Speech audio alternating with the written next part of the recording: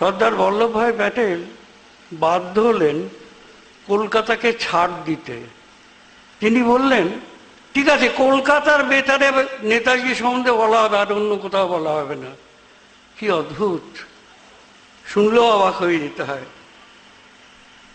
এরপর এলো সেই কুখ্যাত ব্যাপারটা, আমেরিকা, ব্রিটেন এবং মিত্রশক্তি মিলে রাষ্ট্রসংঘের মাধ্যমে একটি বিল পাশ করলেন যুদ্ধ অপরাধী, এবং কিছু নাম দিলেন।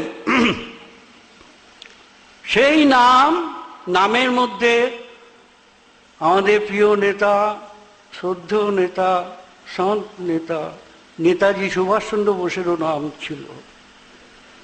এবং নেহেরু সরকার সেই বিলটাতে সই করলো অন বিহাফ অফ ইন্ডিয়া। কি অদ্ভুত। তারপর সব নদী যেরকম সমুদ্র দিকে যায়, ঠিক সেরকম ইন্দিরা সরকার এলেন। ইন্দিরা সরকার এসে আর একটি মারাত্মক কাজ করলেন। কি করলেন না, রাষ্ট্রসংঘের যে ব্যানটা হয়েছিল যুদ্ধ অপরাধী হিসেবে নেতাজির নামটা ইনক্লুড করা হয়েছিল, সেটা পাশ করালো যে এটা যাবজ্জীবন চলবে, এটা কোনোদিন কোনো টাইম বার থাকবে না, যখনই নেতাজি পাওয়া যাবে তখনই ধরতে হবে। এবং আমাদের প্রিয়দর্শিনী ইন্দিরা সরকার, তার প্রতিনিধি ওটা সই করলেন, মেনে নিলেন। অদ্ভুত লাগে, অদ্ভুত লাগে এই কারণে যে রাষ্ট্রসংঘের এই ব্যাপারটা নিয়ে যখন জানানো হলো, তখন রাষ্ট্রসংঘের সেক্রেটারি জেনারেল কোফি আন্নান একটি লিখিত চিঠিতে জানালেন যে আমি নেতাজি সুভাষচন্দ্র বোসকে শ্রদ্ধা করি, কিন্তু তার উপর যে ব্যান রয়েছে সেটাকে তুলে দেওয়ার ক্ষমতা আমার নেই, আমাকে ক্ষমা করবেন। আমি শর্টে বলছি, এই ব্যাপারটা নিয়ে যখন পার্লামেন্টে তোলপাড় হতে আরম্ভ করলো, তখন এনডিএ সরকার, বিজেপি গভর্নমেন্ট, আমাদের অনেক আশা ছিল এরা অনেক কিছু করবে। তার আগেও মন্ত্রিত্ব পাওয়ার আগে এইসবই বলেছিল। সেই বিজেপি সরকারকে যখন এই প্রশ্নটা করা হলো যে কোফি আন্নান এই কথাটা বলেছেন, আপনাদের উত্তরটা কি, তখন লালকৃষ্ণ আদবানি তিনি একটু অদ্ভুত কথা বললেন। বললেন, আমি আমেরিকা, ব্রিটেন সরকার এদের বলেছিলাম, ওরা বললো আমরা কিছু করিনি। যেন উনি কিছুই জানেন না। এটা যে রাষ্ট্রসংঘ at the instance of America and Britain and other alliance power এটা করলো, সেটা উনি জানেন না। উনি সেটা এইভাবেই চেপে গেলেন, সরিয়ে দিলেন। এর মাঝখানে একটা কথা বলতে ভুলে গেছি যে 1956 সালে সুরেশচন্দ্র বোস 2রা এপ্রিল নেহেরুকে একটি চিঠি দিয়ে জানতে চেয়েছিল যে এই যে যুদ্ধ অপরাধীদের তালিকা তৈরি হয়েছে, তাতে কি নেতাজি সুভাষচন্দ্রের নাম আছে? যদি থেকে থাকে, সুভাষচন্দ্র বোস যদি বেরিয়ে আসে, তাহলে কি তাকে অ্যারেস্ট করে রাষ্ট্রসংঘের হাতে তুলে দেওয়া হবে? নেতাজির এই ব্যাপারটা নিয়ে কোনো উত্তরই দিলেন না জওহরলাল নেহরু, পণ্ডিত জওহরলাল নেহরু। অবাক লাগলো। তারপর ইন্দিরা গান্ধী হয়ে গেল, এনডিএ সরকার, সে নেতাজির দুনল দিয়ে এলো। তারপর কলকাতা হাইকোর্ট থেকে একটা অর্ডার বেরোলো যে নেতাজির তদন্ত কমিশন আবার করতে হবে। বাজপেয়ী বাধ্য হয়ে মনোজ মুখার্জি কমিশন করলেন, এবং ইনডাইরেক্টলি মনোজ মুখার্জিকে ইনফ্লুয়েন্স এবং ওভার পাওয়ার করার জন্য উনি আর ওনার বিদেশমন্ত্রী যশবন্ত সিং রেনকোজি মন্দিরে গেলেন নেতাজির ভরসা চিতাভস্যের শ্রদ্ধা জানাতে, মানে বউকে মেরে ঝিকে মেরে বউকে শিখিয়ে দিলেন যে মনোজ মুখার্জি তোমাকে কিন্তু এই পথেই যেতে হবে। কি করে হলো? তিনি যখন একটা কনস্টিটিউট করলেন, তারপর তিনি আবার গেলেন কেন রেনকুজি মন্দিরে যশবন্ত সিংকে নিয়ে? একটাই কারণ, আমরা যা ভাবছি, যে পথে চলছি, তুমি বিচারপতি হও আর যাই হও, তোমাকে ওই পথে যেতে হবে, তদন্ত কমিশনের রিপোর্ট যা করো করো। এবং রেজাল্টটা কি দেখা গেল? যে একটি অদৃশ্য আঙুলির হেলনে মনোজ মুখার্জিকে কিন্তু রেনকোজি মন্দিরে চিতাভস্য দেখতে দেওয়া হলো না, ঢুকতে দিল না। কে, কারা করলো? যদি ইন্ডিয়া গভর্নমেন্টের কনসেন্ট না থাকে, আমরা সব বুঝলাম না। এটা আমার কাছে অদ্ভুত লাগে। পরবর্তীকালে নেতাজির কিছু হাড়গোড়ের ছবি ওনাকে পাঠিয়ে দেওয়া হলো, মনোজ মুখার্জিকে। এখন আমার প্রশ্ন হচ্ছে, ইলেকট্রিক চুল্লিতে পোড়ানো হোক বা কাঠে পোড়ানো হোক, হাড়গোড়গুলো কি পড়ে না? তাহলে চিতাভস্যে হাড়গোড়ের ছবি কি করে এলো? আরো শুনলে অবাক হবেন, 1945 সালের পর থেকে টিল টুডে, আজ পর্যন্ত ভারত সরকার এই রেনকোজি মন্দিরে ওই চিতাভস্যটা রাখার জন্য লক্ষ লক্ষ টাকা দিচ্ছে। আমরা জানি না, জানলেও গুরুত্ব দিইনি। আমার আগের বক্তা অজয় চক্রবর্তী একটা কথা বলেছিল, নেতা কোথায়? আরে নেতা কোথায়? একটা কথা আছে, जो नेता है वही देता है, जो नेता है देता नहीं वही नेता है। তাহলে এই তো নেতা, এই তো সব নেতা, নিচ্ছে দিচ্ছে না। নেতাজি সুশ্রীতে এলো, চলে গেল যশবন্ত সিংকে নিয়ে ইনফ্লুয়েন্স করার জন্য, ওভার পাওয়ার করার জন্য, যে তোমাকে এই পথেই হাঁটতে হবে। মনোজ মুখার্জি আর কি করবেন? যেখানে আসল জায়গায় জিনিসটা রয়েছে সেটা তিনি পেলেন না, ছাইটাও পেলেন না। এবার একটু অন্যদিকে আসি। এ তো গেল গভর্নমেন্টের ব্যাপার। তখন অবিভক্ত ভারতের, তখন সিপিআই ছিল, এখন সিপিআই, সিপিএম, সিপিএমএল ইত্যাদি ইত্যাদি অনেক কিছু হয়েছে, তখন সিপিআই ছিল। এই সিপিআই এই যে এত শহীদের রক্তে স্বাধীনতা লাভ করলো 1947 সালের 15ই আগস্ট, সেটার বিরুদ্ধে চলে গেল। কার আদেশে? বাদানভের আদেশে। রাশিয়ার তাত্ত্বিক নেতা বাদানভের আদেশে বলল, এ আজাদি ঝুটা হ্যায়। এবং এরা পশ্চিমবাংলা, মণিপুর পর্যন্ত সশস্ত্র আন্দোলন করেছিল এই সিপিএম, সিপিআই। কি চমৎকার! তারপরেও চমৎকার আছে, এরা নেতাজিকে দুম করে একদিন, এই কলকাতা থেকে নেতাজিকে দুম করে একদিন কুইসলিং বলল। মানে এই কুইসলিং কথাটার মানে আমরা অনেকে জানি, অনেকে জানি না। কুইসলিং হচ্ছে, নরওয়ের প্রতিরক্ষা মন্ত্রী ছিলেন ভিটকাম কুইসলিং। 1931 থেকে 1933 সাল পর্যন্ত তিনি তার নিজের দেশকে হিটলারের কাছে বেচে দিয়েছিলেন। আমরা মির্জাফর বলি, ওই যে কত বড় জিনিস, এবং সারা পৃথিবীতে ঘেন্না চিচি করে উঠেছিল এই ভিটকাম কুইসলিং এর বিরুদ্ধে। সেই কুইসলিং এর সাথে নেতাজির তুলনা করলো সিপিআই।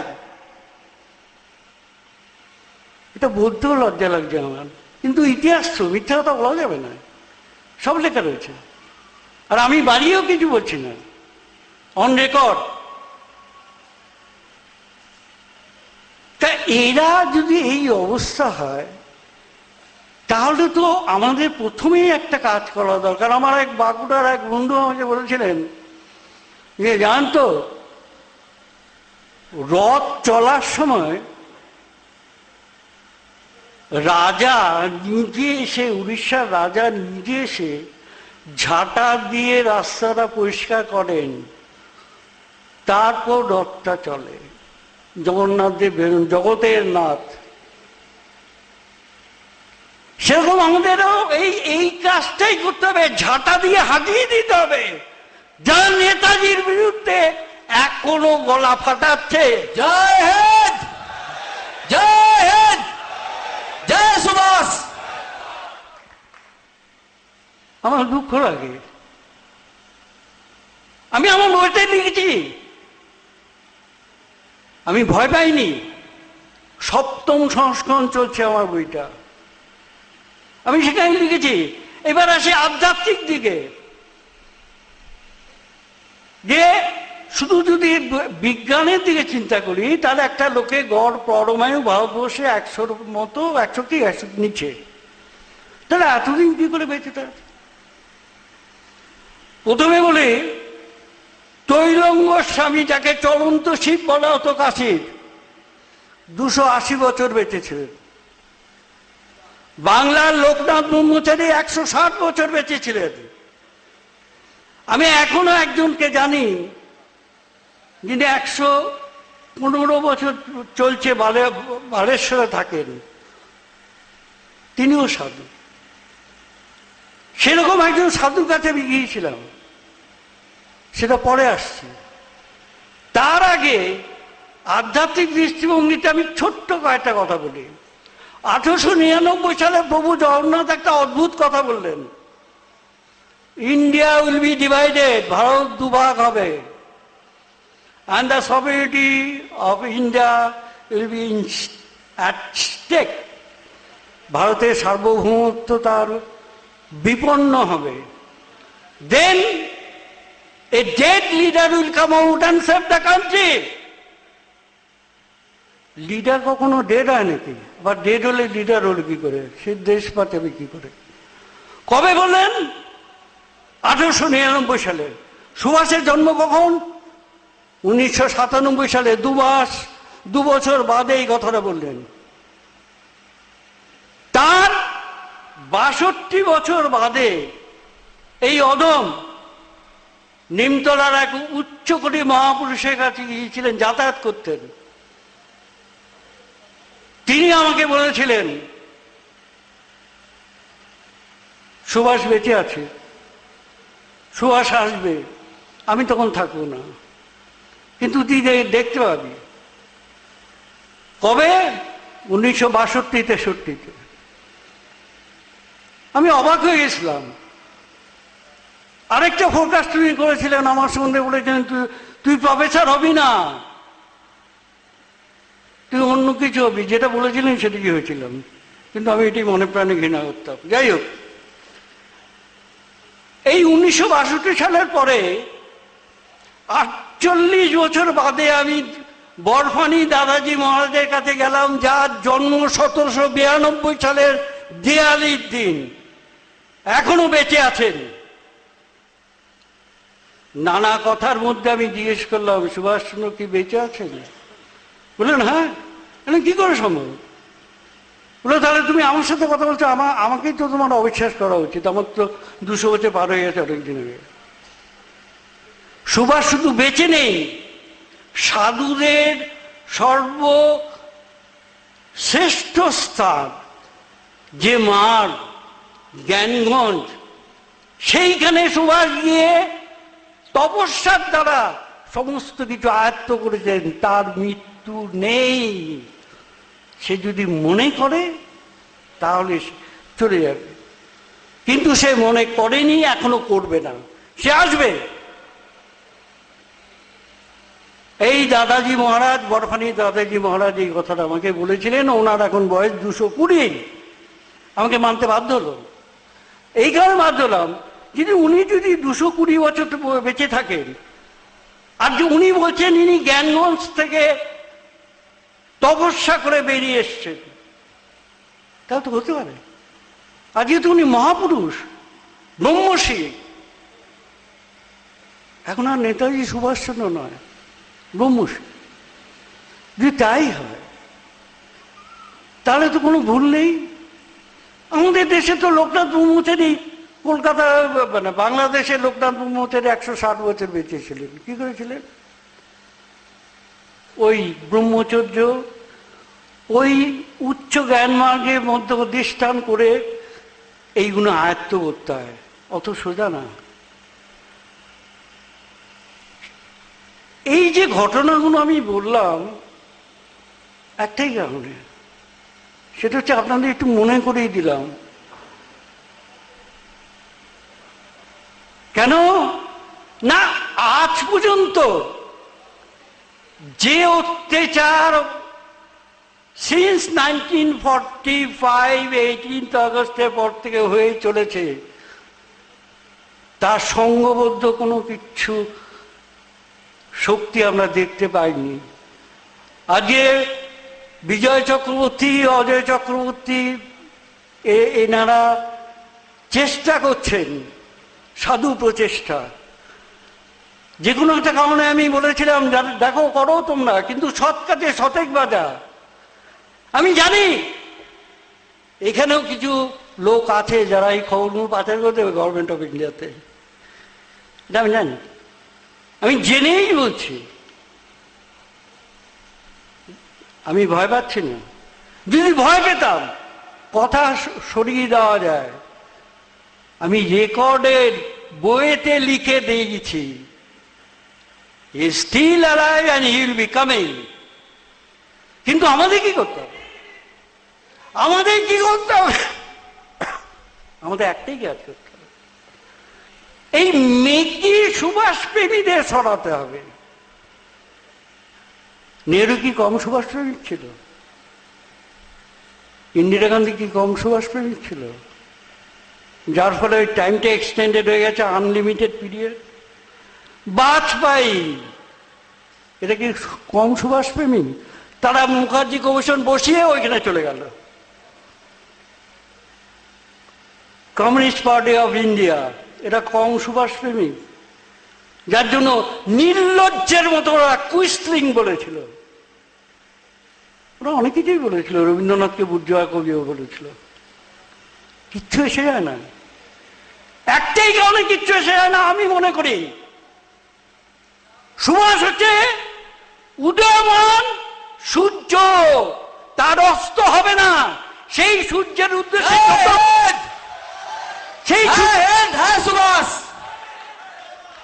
সেই সূর্যের উদ্দেশ্যে যে যতই ঢিল ছুড়ুক, কাদা ছুড়ুক, সূর্যর কাছে পৌঁছবে না। সেই ঢিল, সেই কাদা নিজের কাছেই চলে আসবে, কারণ ওখানে সূর্যরূপী নেতাজি বসে আছেন, তার নাগালের কাছেই কেউ যেতে পারবে না। আজ আমাদের ডেডিকেশন দরকার। এই ডেডিকেশন নিয়ে যদি আমরা এগোই এবং মহাপুরুষদের বাণী যদি সত্যি হয়, 1899 প্রভু জগবন্ধু, 1962 নিমতলার দাদু, 2008 বরফানি দাদাজি মহারাজ, এবং আমার সাথে পরশুদিন কথা হচ্ছে, আমি এরকম যাচ্ছি আসানসোলে, বলবো তো? বলে হ্যাঁ বলো, এও भी बोल देना वो आता है। মানে বললো আমি তো তোমাকে আগেও বলেছি, ও আসে, প্রায়ই আসে, তোমরা যদি চিনতে না পারো আমি কি করবো? আমি এর মধ্যেই জানতে পেরেছিলাম গুরু পূর্ণিমার দুদিন আগে, 3রা জুলাইয়ের কয়েকদিন আগে উনি এসছিলেন এবং অমরকণ্ঠকে বরফানি দাদাজির আশ্রমে উঠেছিলেন। একটি সন্ন্যাসিনী মেয়ে, সে এই আসানসোলেরই মেয়ে, সে দেখেই চিনতে পেরেছিল। যে বাংলায় কথা বললো, বললো আমি একটা ছবি তুলবো আপনার। বললো না। আপনি কোথায় উঠেছেন? রামকৃষ্ণ মিশনে। বিকেলবেলা যাব, এসো। রামকৃষ্ণ মিশনে গিয়ে দেখলো এরকম ধরনের কোনো সাধুই আসেননি। ঠিক সেই দিন অযোধ্যাতে দাদাজি বীরভূমের এক ভক্তকে বলেছিলেন, सुभाष अभी इंडिया में है, तुम लोग ढूंढो। अरे भगवान को पहचाना इतना सीधा नहीं है, तपस्या करो, मिल जाएगा तुमको। সেই দিনই উনি ওখানে এসে বসছিলেন। আমাকে পরের দিনই আমাকে ফোন করে আমাকে জানিয়েছিল যে বাবা এরকম এসছে, আমাকে ছবি তুলতে দিল না, কিন্তু তোমার বইয়ের সাথে একদম সব কিছু মিল, বসা টসা সব। আমরা চিনতে পারি না, আমাদের চিনতে হবে। কিন্তু চেনার আগে আমাদের সরিয়ে দিতে হবে সেই বিশ্বই মির্জাফরের দলদের, যারা কুমিরের কান্না কেঁদে চলেছে এখনো। সেই জন্যই বললাম বন্ধুগণ, এটা যেন ক্ষণিকের জন্য না হয়, এটা যেন ক্ষণিকের জন্য না হয়, ক্ষণিকের উন্মাদনা যেন না হয়। আমরাও বলবো করেঙ্গে গিয়ে মারেঙ্গে, নয় দেখে যাব, নয় মরে যাব। মরে যাওয়ার অনেক পথ আছে। আজকাল কেউ কেউ গুলি করে মারে না, অ্যাক্সিডেন্টে মেরে দেয়। আমি জানি, আমার অভিজ্ঞতা বলছে। সেই জন্যই বললাম ভয় পেলে চলবে না, এগিয়ে আসতে হবে। আপনারা সবাই এগিয়ে আসুন। আজকে যদি আমি এই অসুস্থ শরীরে চলে আসতে পারি সুভাষের নামে, অজয়ের মতন ছেলেরা, ইয়াং ছেলেরা যদি এগিয়ে আসে, আমার 70 বছর পার হয়ে গেছে বয়স, আমি এসছি, কতদিন বাঁচবো জানি না, কিন্তু যতদিন বাঁচবো ততদিন তারই ধ্যান করব, স্মরণে মননে জয়ানে। তাই শেষকালে একটা কথা বলি, দিদি মাঝারে তারে রাখবো, যেতে দেব না। দিদি কমলে তারে রাখবো, যেতে দেব না। ছেড়ে দিলে তাকে তো আর পাওয়া যাবে না। নমস্কার। सत्यम, वंदे मातरम, जय हिंद। सभी आए हुए बड़े बुजुर्गों को, माताओं बहनों को, अपने नौजवान भाइयों को सादर जय हिंद। आज बड़े सौभाग्य की बात है कि 64 सालों के बाद नेताजी सुभाष चंद्र बोस जहां पे पैदा हुए, आज वहीं पे नेताजी सुभाष चंद्र बोस की चर्चा, नेताजी सुभाष चंद्र बोस के बारे में जानकारी आप सभी लोगों को प्राप्त हुई। 64 साल हो गए नेताजी सुभाष चंद्र बोस को जिंदा मुर्दा सुनते हुए, लेकिन हकीकत यह है कि नेताजी सुभाष चंद्र बोस जीवित हैं। अभी आप लोगों को हमारे काफी बड़े बुजुर्गों ने नेताजी सुभाष चंद्र बोस के बारे में, देश के बारे में, आज की राजनीति के बारे में बहुत सी जानकारियां दी। आज नेताजी सुभाष चंद्र बोस की ही चर्चा, नेताजी सुभाष चंद्र बोस के बारे में कहां है, कैसे हैं, कब आएंगे। नेताजी सुभाष चंद्र बोस का एक सपना था कि देश में पूर्ण आजादी आएगी, लेकिन वो सपना साकार नहीं हुआ नेताजी का, वो अधूरा रह गया। तो है देश के नौजवानों, माताओं बहनों, बड़े बुजुर्गों से हमारा अपील है कि एक बार उठ खड़े हो जाओ। 64 साल हो गए जिन्होंने अपने देश को पूरा परिवार समझ लिया और अपने जीवन को एक साधु के वेश में दर दर की ठोकरें खिला दी। किसके लिए? पूरे विश्व के लिए, विश्व की जनता के लिए। धन्य है ये देश जिन्होंने अपने देश, जिन्होंने अपनी जनता, अपने देश की माताओं बहनों को परिवार समझ करके एक साधु के वेश में जीवन यापन कर दिया। आए देश के नौजवानों, धन्य है ऐसे महान पुरुष जिन्होंने पूरे जीवन इस देश की आजादी में आज अपने जीवन को लगा दिया। तो ऐ देश के नौजवानों, माताओं, बहनों, अब बहुत समय कम बचा है सतयुग का, बहुत थोड़ा समय बचा है परिवर्तन का। तो एक साथ ना कोई हिंदू, ना कोई मुसलमान, ना कोई सिख, ना कोई ईसाई, हम मानव जाति बन करके, इंसान बन करके अपने देश को बचा लें और नेताजी सुभाष चंद्र बोस के कदम से कदम मिला दें। देश में पूर्ण आजादी आ जाए। जिस तरीके से हमारे महाराज जी ने 911 समझौतों की बताया कि देश आजाद हुआ था 900 शर्तों पे, 911 समझौतों की शर्तों पे। आज वो देश आंशिक आजादी, पूर्ण आजादी नहीं मिली। हमारी माताओं बहनों के साथ कितना नंगा नाच, कितना अत्याचार, भ्रष्टाचार, कत्लेआम, लूटपाट, घूसखोरी, छीना झपटी आज पूरे देश में हो रही है। आए देश के नौजवानों, माताओं, बहनों, धन्य है भारत मां, आज जो बर्दाश्त कर रही है, उनके अंगों को काटा जा रहा है। आए माताओं, बहनों, जिस तरीके से महारानी लक्ष्मीबाई, अहिल्याबाई, जीजाबाई, दुर्गाबाई, कमलाबाई, मीराबाई, शीलाबाई ने निकलकर अपना सब कुछ कुर्बान कर दिया, आज वही समय आ गया है, आज वही वक्त आ गया है, आज वही टाइम आ गया है। जब तक देश में हम युद्ध नहीं करेंगे तब तक परिवर्तन नहीं होगा। बिना युद्ध के परिवर्तन नहीं होगा।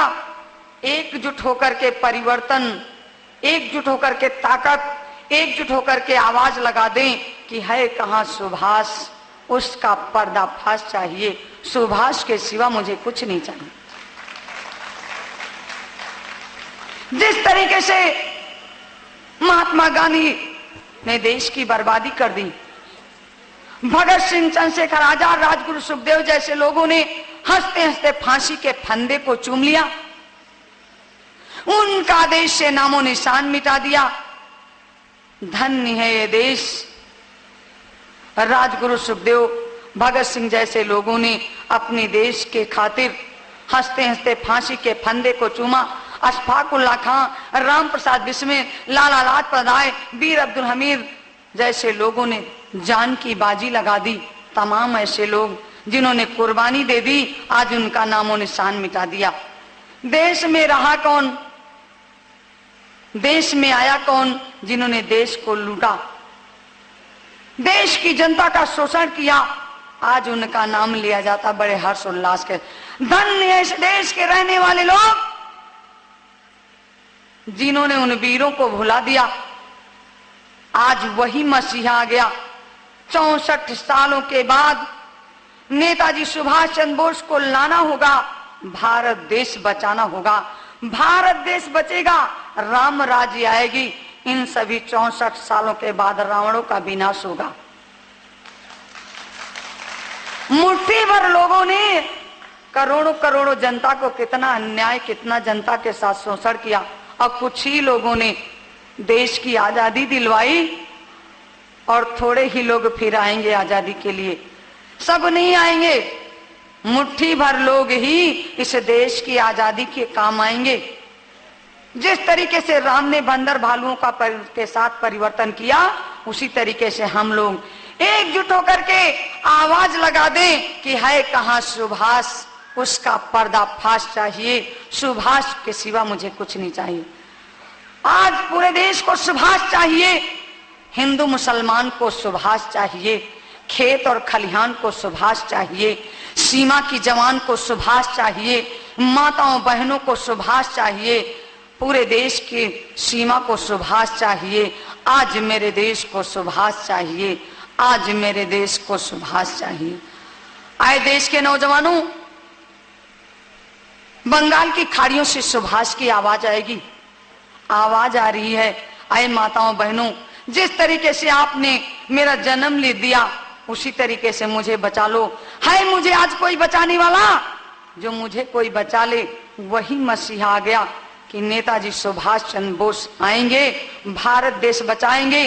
पूरे देश में जिस तरीके से हमारे सीतापुर उत्तर प्रदेश में नेताजी सुभाष चंद्र बोस रहते थे, मौनी बाबा के नाम से, हमारे वहां मौनी बाबा के नाम से रहते थे। सन 90 से आज तक मेरी मुलाकात नेताजी सुभाष चंद्र बोस से हो रही है। नेताजी सुभाष चंद्र बोस सच जब मेरी मुलाकात हुई तो उन्होंने कहा, जाओ बच्चा, जन जन में आवाज लगा दो, सोई हुई जनता को जगा दो। 64 सालों से मां बहनों का खून पसीना चूस लिया, नंगा करके लूट लिया, देश में गौ हत्या करा दी, कत्लेआम। इस देश को मिटाने के लिए, इस देश को बचाने के लिए आवाज लगा दो। आए मां बहनों, उसी तरीके से निकल पड़ो जिस तरीके से देश की आजादी के लिए सबने जान की बाजी लगाई। आज वही समय आ गया है।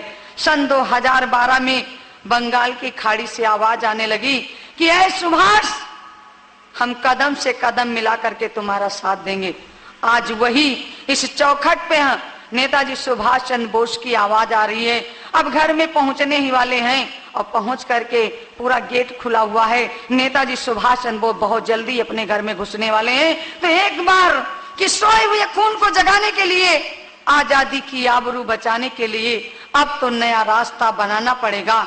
नेताजी सुभाष चंद्र बोस को लाना पड़ेगा। चाहे मुझे आके कोई गोली मार दे, खाल मेरी जिंदा ही यहां उतार दे, चीख चीख कर यही ऐलान करूंगी, सच्चाई की बात सरेआम करूंगी। नेताओं को वोटों का विधान चाहिए, डाकुओं को संसद में स्थान चाहिए, हमको रोटी कपड़ा और मकान चाहिए, कोई नहीं जिसे हिंदुस्तान चाहिए। आग लग रही यहाँ क्यों खालिस्तान की, गोरखाई लैंड और मीजो विधान की, धज्जी उड़ रही यहाँ क्यों राष्ट्रगान की, अर्थी जल रही यहाँ क्यों संविधान की। इन सभी सवालों का जवाब एक है, इन सभी सवालों का नकाब एक है। राजनीति चंडी से बरबंडी हो गई और दिल्ली की हुकूमत एक शिखंडी हो गई। नेताजी सुभाष चंद्र बोस, नेताजी सुभाष चंद्र बोस, भारत माता की, भारत माता की। चारों ओर त्राही त्राही मची हुई है, खतरे में आजादी आज पड़ी हुई है। एकता अखंडता पर वार हो रहे, जो थे अपने वो गद्दार हो रहे। दंगे लूटपाट को दबाने के लिए, गद्दारों को गद्दी से हटाने के लिए, गद्दारों को गद्दी से हटाना पड़ेगा। नेताजी सुभाष चंद्र बोस को आना पड़ेगा। चाह सोचने विचारने का वक्त आ गया, साथियों ललकारने का वक्त आ गया। मंदिर मस्जिद गुरुद्वारों से देश बड़ा है, सत्ता के दावेदारों से देश बड़ा है। जो भी देशद्रोहियों के गीत गाएगा, दारू मुर्गे बिरयानी इनको खिलाएगा, उसको देशद्रोही जैसा नाम मिलेगा, चौराहों पर गोली का इनाम मिलेगा। नौजवानों, देश की पतवार थाम लो, वक्त कह रहा उठो तलवार थाम लो। सांप्रदायिकता आग को बुझाने के लिए, एकता अखंडता बचाने के लिए संविधान दूसरा बनाना पड़ेगा। नेताजी सुभाष चंद्र बोस को लाना पड़ेगा। आए देश के नौजवानों, ये अब ताड़ी बजाने से काम नहीं चलेगा। बहुत दिन ताड़ी बजाए हो, ये बाजीगर का तमाशा देखे हो, ताड़ी बजी, तमाशा दिखाया और तमाशा दिखा करके फिर ताड़ी बजा दिए, खेल खत्म हो गया, चले गए लूट करके। आए देश के नौजवानों, ये बाजीगर का तमाशा नहीं होने जा रहा जो आप लोग ताड़ी बजा रहे हैं। ये देश की कुर्बानी, ये देश की आजादी, ये देश का परिवर्तन, ये देश का नया विकास होने जा रहा है, जिसमें एकजुट होकर के आवाज लगा दो कि है कहां सुभाष, उसका पर्दाफाश चाहिए। ये बाजीगर का तमाशा नहीं, हम तमाशा दिखाने याद देख करके चले जाओ अपने घर में लेकर के, बस बता दो वहां पुड़िया खोली और मंत्र मारा तो वहां बन गया आदमी से एक खिलौना। ये तमाशा नहीं है, ताड़ी मत बजाइएगा। ये देश की कुर्बानी के लिए उन क्रांतिकारियों से पूछिए, आप ताड़ी नहीं बजाई थी। ताड़ी तो आज के हिजड़े बजाते हैं। किनका? अटल बिहारी वाजपेयी, सपा और बसपा, भाजपा कांग्रेस वाले मंत्री नेता, वो ताड़ी बजा करके खेल खत्म कर देते हैं और लूट करके चले जाते हैं।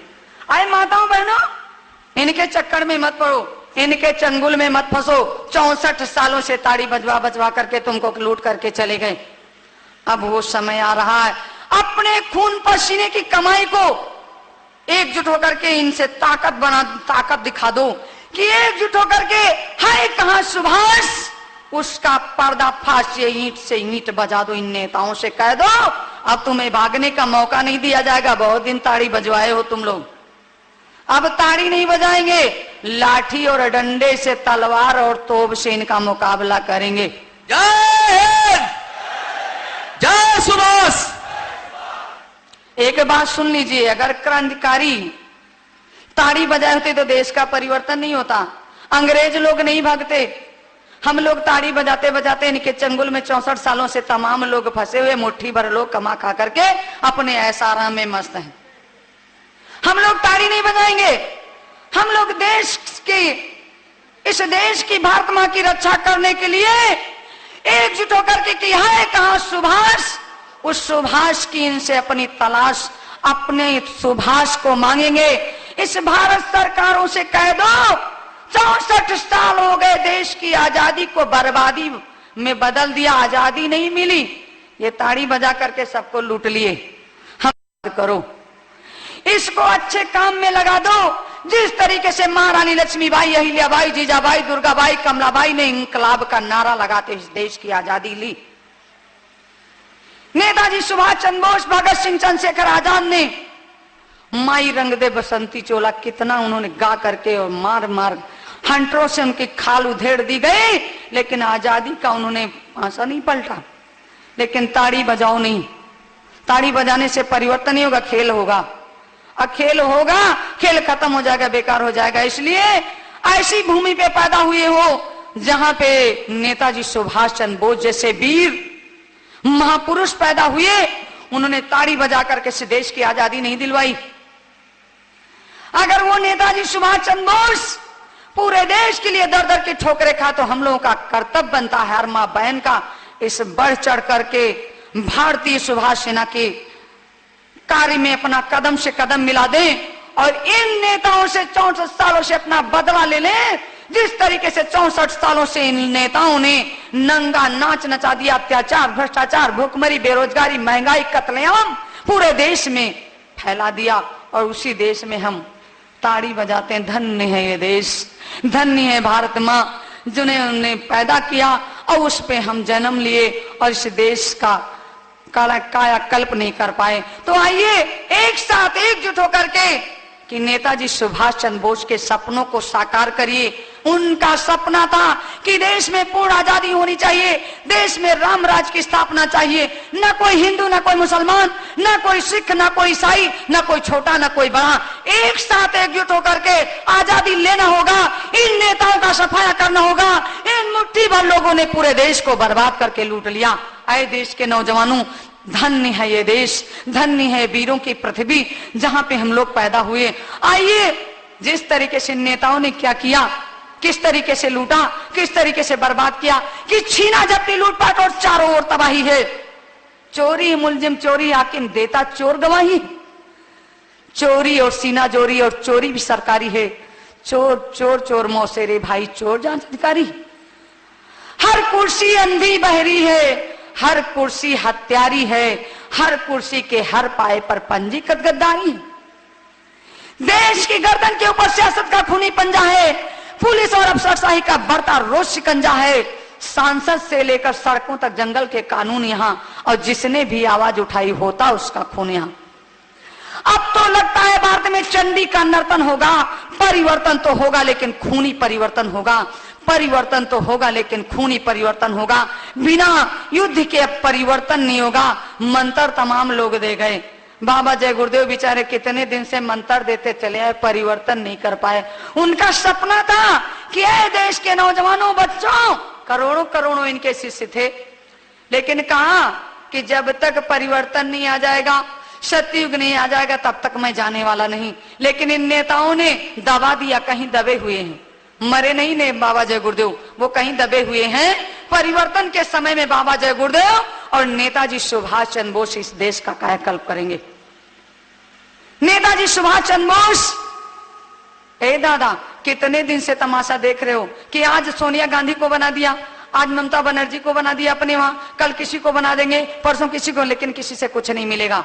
मिलेगा कुछ नहीं, सिर्फ अपना खून पसीना लगा दो, अपनी कीमत को लगा दो, अपनी मेहनत को लगा दो, लेकिन इनसे क्या मिलेगा? शोषण। शोषण करेंगे जनता का। मिलेगा क्या कि कितनी बार तमाशा देखा परिवर्तन की आंधी का, हर कुर्सी पर बैठा देखा चेहरा के अपराधी का, इनको देखा उनको देखा, देखा दरबार यहाँ, और जिसको भी दिल्ली पहुंचाया निकला हुआ गद्दार यहाँ। सत्ता के पूंजी के पर नाक दिखाई पड़ता है, हर मंत्री के चेहरे पर एक दाग दिखाई पड़ता है। एक रात में ही सत्ता बेईमान बना दी जाती है, अरबों खरबों की थैली इन पर पहुंचा दी जाती है। महंगाई का राज ही है, खेल ही बर्बादी का, देश लूटना अर्थ हो गया भारत की आजादी का। रिश्वतखोर दलालों का अब जूतों से बंधन होगा। परिवर्तन तो होगा लेकिन खूनी परिवर्तन होगा, परिवर्तन तो होगा लेकिन खूनी परिवर्तन होगा। आए देश के नौजवानों, खून पसीना बहने पर भी पेट नहीं भर पाता है, उधर रात में दिन रात फूलता जाता है। खाल खींच डाली गरीब की महंगाई के हंटर ने, आटे तक बाहर कर डाली बेकारी के खंजर ने। बच्चों का पढ़ना लिखना, ऊपर से कुंवारी शहजादी, और रोटी रोजी गई जहन्नुम हस्ती तक भी लुटवा दी। बिना कफन जब बिटिया को जिंदा जलवाया जाता है, लोकतंत्र अभिशाप बन गया तभी समझ में आता है। खत्म नहीं होगा हरगिज खाना सल्फास की गोली का, निश्चित है त्योहार रचेगा यहाँ खून की होली का। कली कली हर सुमन सुमन, खूनी हर उपवन होगा। परिवर्तन तो होगा लेकिन खूनी परिवर्तन होगा, परिवर्तन तो होगा लेकिन खून। ऐ नेता, ऐ देश के नौजवानों, माताओं बहनों, ए दादा, मंत्र पढ़ने से कल्याण नहीं होगा। राम चाहते मंत्र पढ़ करके रावण का विनाश कर देते, राक्षसों का विनाश कर देते, तो नहीं किया।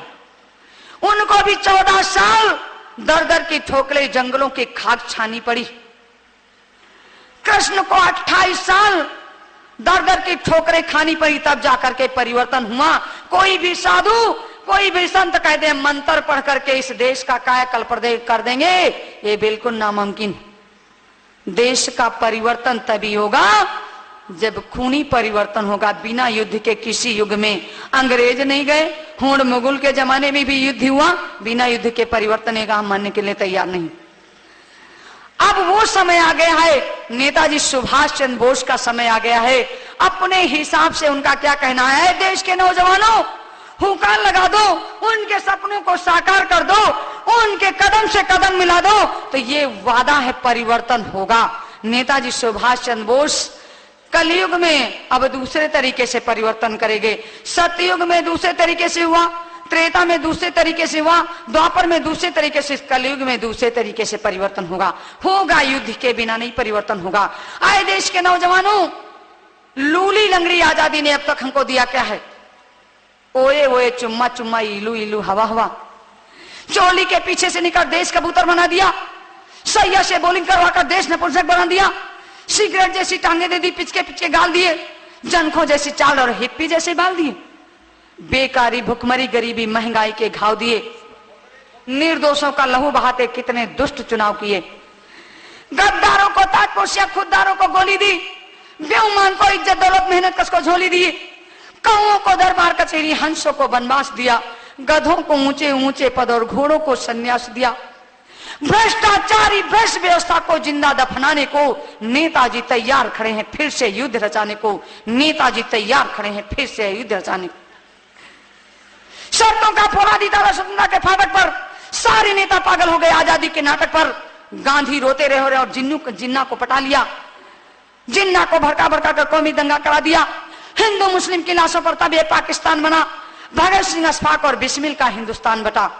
52 वर्षों के पट्टे पर मिली हुई आजादी थी। आजादी क्या, इसके अंदर छुपी हुई बर्बादी थी। लोकतंत्र की न्याय व्यवस्था को अपनाया जाएगा, इंग्लैंड से पास कराया जाएगा, जो 16 अरब रुपया का इंग्लैंड के ऊपर भारत मांग न पाएगा।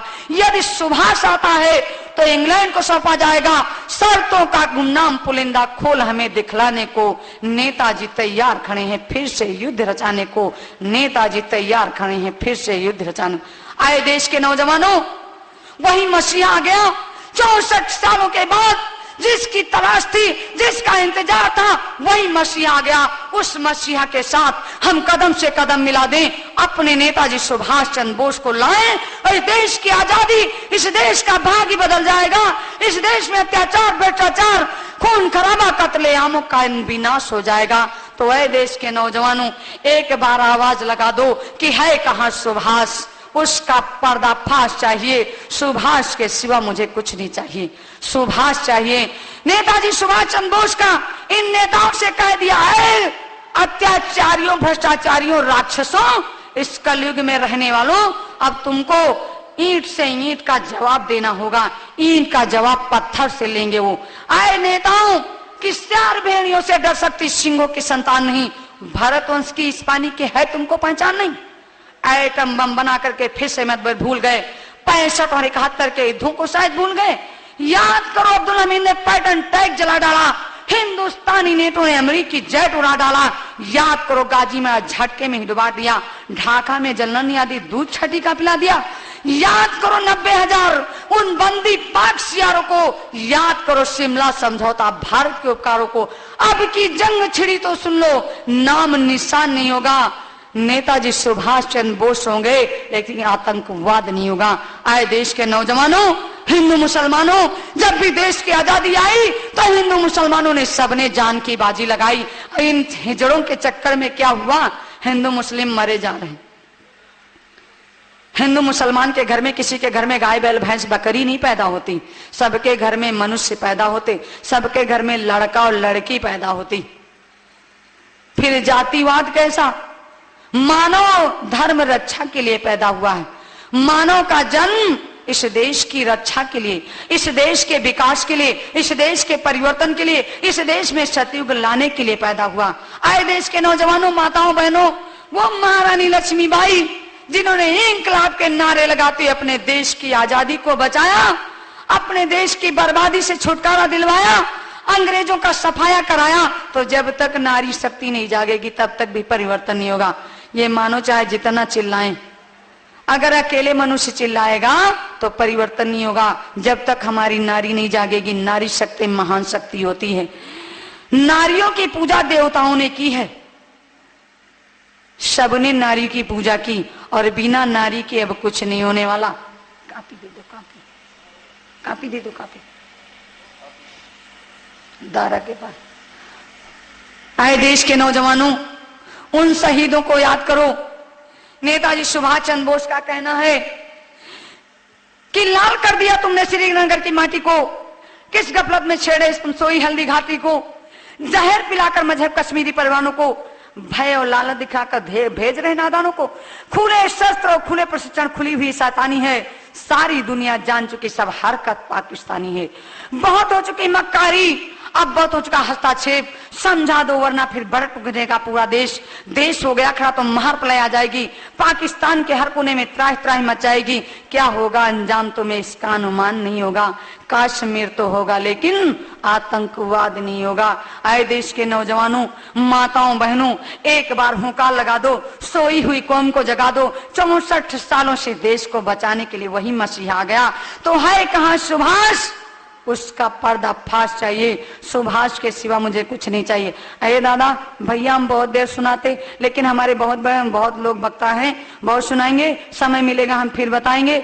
समय आने दो, हम जब फिर बीच में समय ले लेंगे और आप लोग हमारे राष्ट्रीय अध्यक्ष जी का वक्तव्य सुनेंगे, जिन्होंने 16 साल की उम्र से अपने जीवन को इस देशभक्ति में, राष्ट्रभक्ति में, इस देश के बचाने के लिए, इस देश में सतयुग लाने के लिए अपने जीवन को 16 साल की उम्र से आज अपने जीवन को यापन कर रहे हैं। जिनका पूरा कर्तव्य, जिनका पूरा धर्म नेताजी सुभाष चंद्र बोस में लगा हुआ है कि नेताजी सुभाष चंद्र बोस के सपनों को साकार करना है। आए देश के नौजवानों, मेरा भी एक सपना है, जिस तरीके से महारानी लक्ष्मीबाई, अहिल्याबाई, जीजाबाई, दुर्गाबाई, कमलाबाई, 3062 माताओं ने जान की बाजी लगाई थी इस देश के खातिर।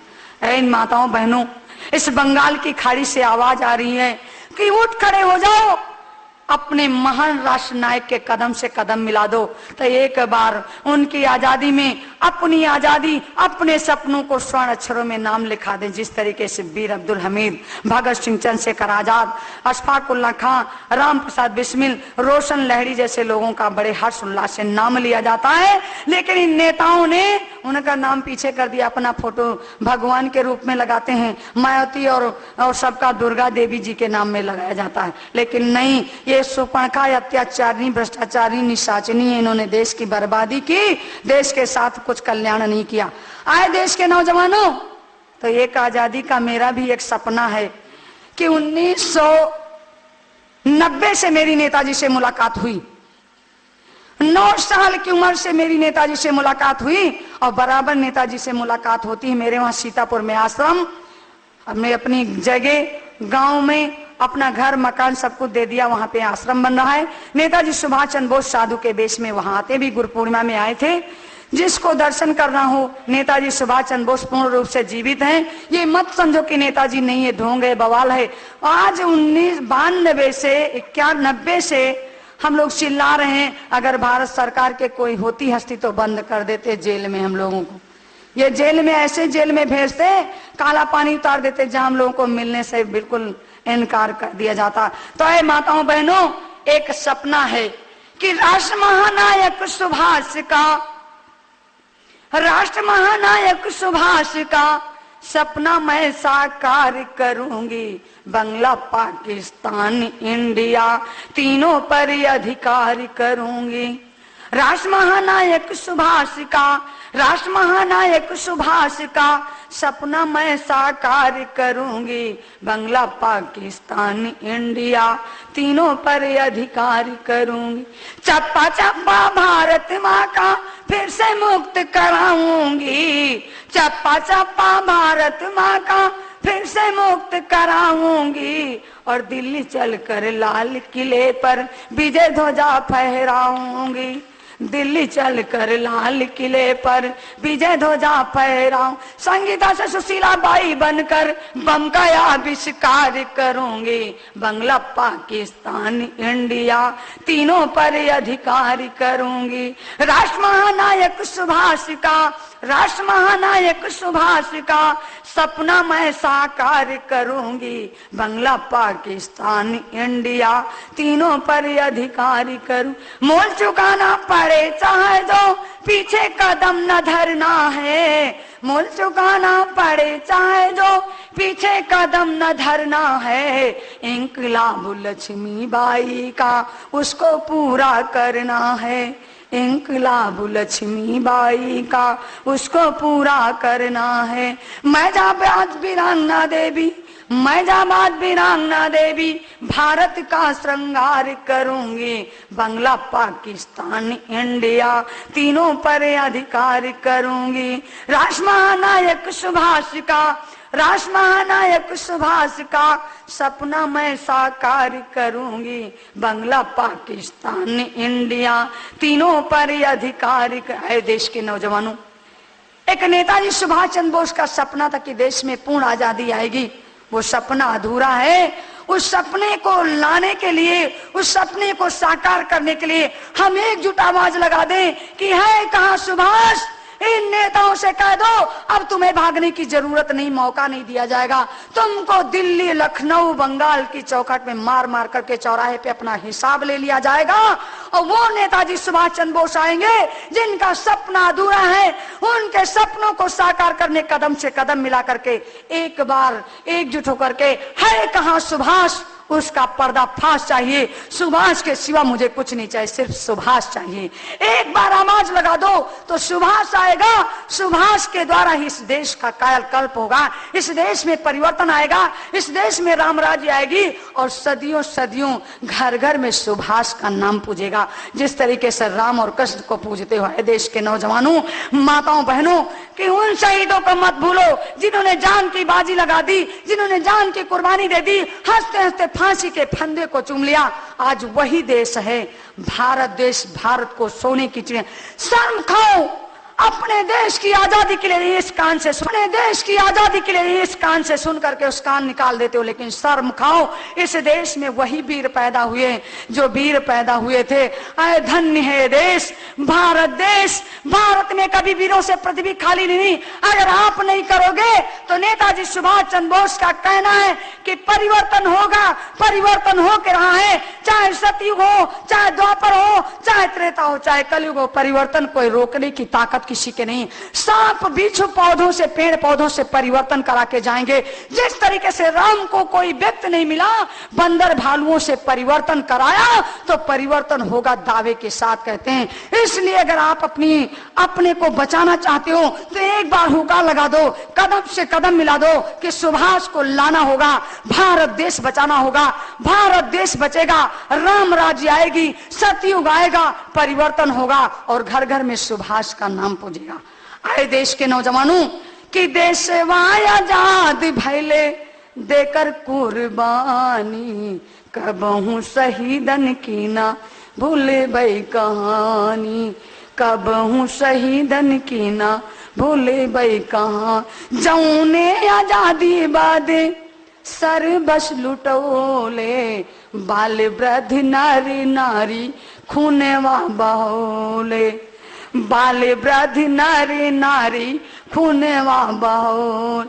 आहुति दई के आपन, आहुति दई के आपन हंस के जिंदगानी, कबहू शहीदन की ना भूले बई कहाँ। दुखी राम बोस भगत उधम चंद्रशेखर, राजगुरु सुखदेव बिस्मिल से लेकर सब ही निछावर कैले हंस के ये जवानी, कबहू शहीदन की ना भूली बई कहानी, कबहू शहीदन की ना भूली बई कहानी। देशवा आजाद भैले देकर कुर्बानी, कबहू शहीदन की ना भूले बई। समय मिलेगा तो फिर अपने विचार को प्रकट करेंगे, समय बहुत कम है। आप लोगों को अगर फिर समय लेना होगा तो थोड़ी देर के लिए समय फिर देंगे। हमारे तमाम बड़े बुजुर्ग, तमाम संत लोग आए हैं, इनके विचारों को सुनिए और अपने देश की आजादी में कदम से कदम मिलाइए। इसी के साथ जय हिंद, जय भारत। जय हिंद। आप अब एक बार जोर की आवाज लगा दीजिए हमारे माननीय राष्ट्रीय अध्यक्ष महोदय के स्वागत में। जय हिंद, जय हिंद, भारत माता की, भारत माता की, नेताजी सुभाष चंद्र बोस, नेताजी सुभाष चंद्र बोस। हाँ साथियों, मैं अब भारतीय सुभाष सेना के राष्ट्रीय अध्यक्ष माननीय अरविंद प्रताप सिंह जी से अनुरोध करूंगा, निवेदन करूंगा कि आप आवें और आपके लिए 1 घंटे का समय निर्धारित है। आप पूरा विवरण नेताजी सुभाष चंद्र बोस हैं, क्यों नहीं आते हैं, किस परिस्थिति में है, न आने का कारण क्या है, सारी जानकारी माननीय अध्यक्ष महोदय द्वारा मिलेगी। जय हिंद, अध्यक्ष जय सुभाष। भारतीय सुभाष सेना जिंदाबाद, जिंदाबाद। नेताजी सुभाष चंद्र बोस, नेताजी सुभाष चंद्र बोस।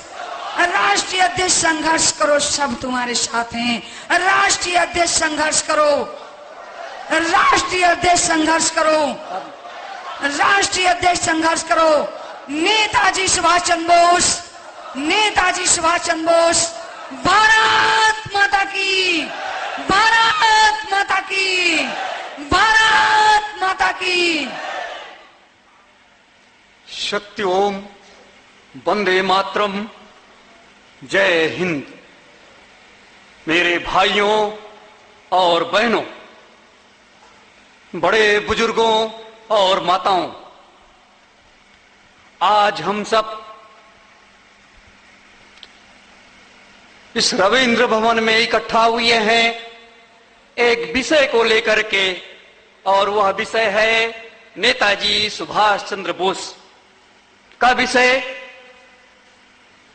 जो जिस नेताजी सुभाष चंद्र बोस ने देश की आजादी की लड़ाई के लिए हमें, आप सबको, भारत माता को आजाद कराने के लिए अपना सब कुछ दांव पर लगा दिया, सब कुछ न्यौछावर कर दिया इस देश के लिए।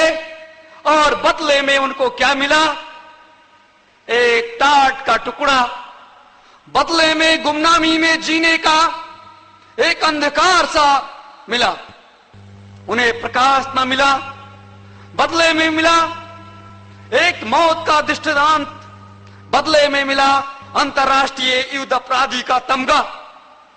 उन्हें भारत में खुलेआम घूमने की आजादी भी न मिली। ये किसकी देन है? ये हमारे देश के राजनीतिज्ञों की देन है। इस देश के लिए क्या क्या उन्होंने नहीं किया, यह आप सबको अच्छी तरीके से मालूम है।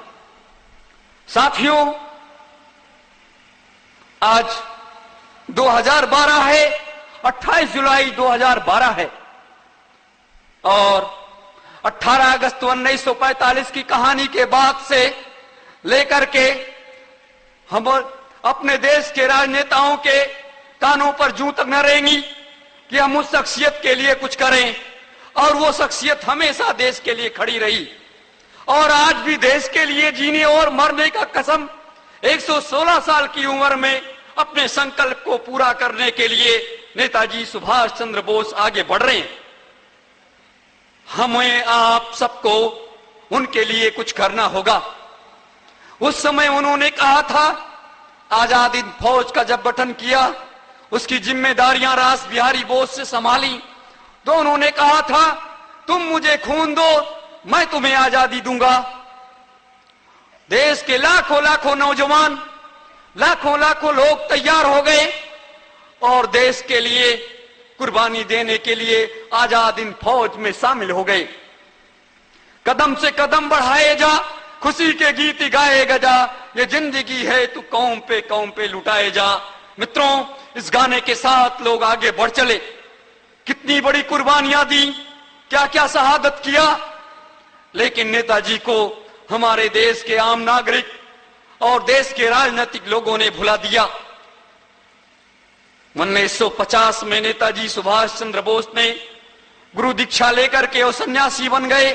सन्यासी बनने के बाद उन्होंने कठोर साधना की, इतनी कठोर साधना की, सारी शक्तियां अर्जित की और शक्तियां अर्जित करने के बाद 15 अगस्त 2003 की मध्यरात से उन्होंने अपने कदम बाहर निकाल दिए। भारत ने ही पूरी दुनिया में घूमने का काम शुरू किया और एक नई व्यवस्था भारत में पुनः लाने का संकल्प आगे उन्होंने बढ़ाया है। आज हमारा आप सबका परम कर्तव्य बनता है कि हम आप सब नेताजी के लिए कुछ करें और जिंदा मुर्दे के चक्कर में न फंसे, क्योंकि देश के राजनीतिज्ञों ने तो कभी भी सत्य बात को देश के आम नागरिक से नहीं बताया। हमेशा सब उसे फाइलों में रख करके कैद कर लिया, चाहे 15 अगस्त 1947 का समझौता रहा हो और चाहे नेताजी सुभाष चंद्र बोस के जीवित होने की बात रही हो। आप बताइए कि यह बात 18 अगस्त 1945 से चली आ रही है कि नेताजी सुभाष चंद्र बोस जिंदा है। कोई कह रहा है नेताजी सुभाष चंद्र बोस मर गए। पंडित जवाहरलाल नेहरू भारत के प्रधानमंत्री बने। प्रधानमंत्री बनने के बाद से उन्होंने कोई ऐसा प्रयास नहीं किया कि हम उनको लेकर के आए और उनके सम्मान के साथ भारत में व्यवस्था चलाने में उनकी भागीदारी लें। लेकिन ऐसा नेहरू ने भी नहीं किया, इंदिरा गांधी जी ने नहीं किया, या देश के जितने भी प्रधानमंत्री बने किसी ने कुछ नहीं किया नेताजी के लिए। सिर्फ क्या किया, जांच आयोग कमीशनों का गठन कर दिया और वो कमीशन गठित होते रहे, जांच चलती रही और जांच होने के बाद देश के आम जनता को गुमराह करने के लिए वो रिपोर्टें आई भी और उस रिपोर्टों पर प्रतिबंध लगा दिया गया। देश की आम जनता कुछ न जान पाई। ये नेताजी की हकीकत है जो हमारे आपके घरों के लोग संसद और विधानसभाओं में बैठ गए और उन लोगों ने किया। हम उनको ब्रिटिश गवर्नमेंट का दत्तक पुत्र कहें तो भी कम नहीं है। जो संसद और विधानसभाओं में बैठे हुए लोग हैं वो सब ब्रिटिश गवर्नमेंट के दत्तक पुत्र हैं। अगर दत्तक पुत्र ना होते तो शायद सारे सत्य को वो लोग उजागर किए होते। मित्रों, हम उसी चीज को लेकर के चल रहे हैं। क्यों लेकर के चल रहे हैं? अब हम आपको आगे बताएंगे कि नेताजी सुभाष चंद्र बोस को किस तरीके से बदनाम करने के लिए क्या क्या हथकंडे भारतीय राष्ट्रीय कांग्रेस पार्टी ने तैयार किया। जब पंडित जवाहरलाल नेहरू जी प्रधानमंत्री बने, उसके बाद इनकी सरकार आगे बढ़ने लगी तो एक ऐसी योजना तैयार की कि नेताजी सुभाष चंद्र बोस ने तो शादी किया था एमिली सेंकल से, और उनकी एक बेटी है जिसका अनीता पप, अनीता ब्रिगेड और अनीता बोस के नाम से जाना जाता है। ये भारतीय राष्ट्रीय कांग्रेस पार्टी के लोगों ने किया, लेकिन ऐसा कुछ नहीं है, सिर्फ बदनाम करने के लिए उनके साथ ये सब षड्यंत्र नेहरू ने किया। मित्रों, आप बताइए कि नेताजी सुभाष चंद्र बोस जब 15-18 अगस्त 1945 को गायब हो गए तो नेताजी सुभाष चंद्र बोस की बेटी कहां से आ गई, जिसका जन्म 19 अगस्त 1947 है। 45, 46, 47 कितना बड़ा गैप आया, उनकी बेटी कहां से आ गई, क्यों, कैसे, इस तरीके से। और फिर आजाद हिंद फौज का जो रिकॉर्ड है उसको अगर हम अध्ययन करते हैं और हम संत सम्राट की बात पर जाते हैं, संत सम्राट से जब हम लोगों ने पूछा इस विषय पर तो संत सम्राट ने सीधी बात कही कि एमिली सेंकल से वो मात्र मेरी सचिव थी और कुछ नहीं, हमारी किसी प्रकार से कोई शादी नहीं हुई, मैंने कभी भी शादी नहीं की। ये जो भी लोग उड़ा रहे हैं ये सरासर गलत उड़ा रहे हैं, मुझे बदनाम करने का ये प्रयास किया जा रहा है, मैं बचपन से लेकर के आज तक मैं ब्रह्मचारी हूं। ये बात संत सम्राट की थी। मित्रों, अब आप बताइए, जिस व्यक्ति के ऊपर कीचड़ उछाला जा रहा है वही व्यक्ति इस बात को कह रहा है कि मैंने शादी नहीं की, हमारा कोई भी परिवार नहीं है, मैं बचपन से ब्रह्मचारी हूं। अब आप सोच सकते हैं, विचार कर सकते हैं। दूसरी बात, वो सीधे कहते हैं कि हमारे 3 दुश्मन हैं इस देश में, दुनिया में। कौन से दुश्मन? ब्रिटेन, अमेरिका और भारतीय राष्ट्रीय कांग्रेस पार्टी। 3 दुश्मन नेताजी सुभाष चंद्र बोस के हैं, और इस चीज को महान संत सम्राट सुभाष भी कहते हैं कि मेरे 3 दुश्मन हैं। इन 3 लोगों ने नेताजी सुभाष चंद्र बोस को गुमनामी के अंधेरे में ढकेल करके जीवन यापन करने के लिए मजबूर किया। वो आज भी अपनी उसी प्रचंड शक्ति के बल से, उसी ताकत के साथ वो आ सकते हैं, खुलेआम रह सकते हैं, देश के राजनीतिज्ञों को भागने का रास्ता तक नहीं मिलेगा, लेकिन वो ये नहीं चाहते कि भारत में किसी प्रकार का खून खराबा हो जिसका कलंक मेरे ऊपर आए। इसलिए वो अपनी योजना से, अपनी व्यवस्था से एक ऐसे रास्ते से आना चाहते हैं जिस रास्ते की जानकारी अभी हम आपको भी नहीं है। मित्रों, सिर्फ उन्होंने यही हम लोगों को निर्देश दिया कि बेटे जाओ, देश की आम जनता में यह बात रखो कि नेताजी सुभाष चंद्र बोस जीवित हैं और उनके साथ इन लोगों ने ऐसे ऐसे षड्यंत्र किए हैं।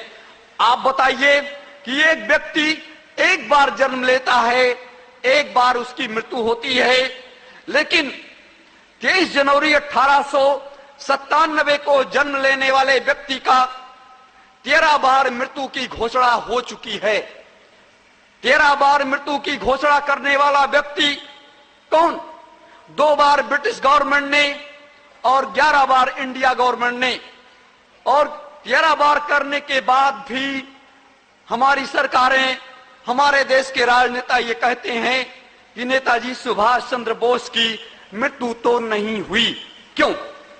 आप सोचिए, विचार करिए, वो क्यों कहते हैं, क्यों जांच आयोग के गठन होते हैं।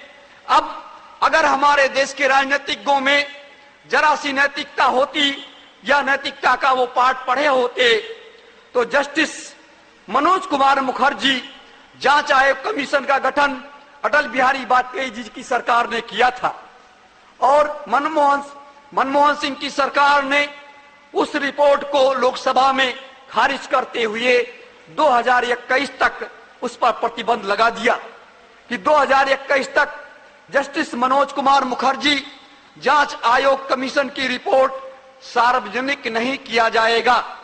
क्यों? आप सोचिए, आप विचार करें कि ऐसा क्यों है। मित्रों, हम लोग मूर्ख नहीं हैं, हम लोग पागल नहीं हैं, एक पढ़े लिखे इंसान हैं और यह कार्य इसलिए कर रही हैं, उनके निर्देश से कर रहे हैं। जैसा वो निर्देश कर रही हैं वैसा हम लोग कर रहे हैं। देश की आम जनता को जगाने का कर्तव्य, ये जिम्मे हम आप सबके कंधों पर है। हम आपका ये कर्तव्य बनता है कि उस राष्ट्र नायक के लिए हम आप कुछ करें और एक ऐसा रास्ता तैयार करें जो नेताजी सुभाष चंद्र बोस के मार्ग में कटीली झाड़ियां उगाई हैं, उन कटीली झाड़ियों को हमें साफ करना होगा कि कहीं हमारे उस महान पुरुष के पैरों में कोई कांटे न चुभ जाएं। मित्रों, ये कटीली झाड़ियां क्या हैं? कटीली झाड़ियां हमारे देश के राजनेता हैं जो हमेशा वो पैरों में चुभा करते हैं। तो हमें इनको साफ करना होगा। किस तरीके से साफ करना होगा? एक वैचारिक क्रांति के माध्यम से। एक वैचारिक क्रांति क्या है? लोगों के विचारों को बदलना, लोगों के विचारों में इस बात को बैठाल देना और उसके बाद देश का आम नागरिक उठ करके खड़ा हो जाएगा। और जब देश का आम नागरिक उठ करके खड़ा हो जाएगा तो दिल्ली चलो, दिल्ली ज्यादा दूर नहीं है, हमें लाल किले पर तिरंगा झंडा फहराना है और वहां पर परेड करनी है। वह संकल्प संत सम्राट यानी नेताजी सुभाष चंद्र बोस का पूरा हो जाएगा। उन्होंने एक संदेश और दिया कि जाओ, सिर्फ मुझे 1 लाख वॉलंटियर्स चाहिए, 1 लाख सैनिक चाहिए।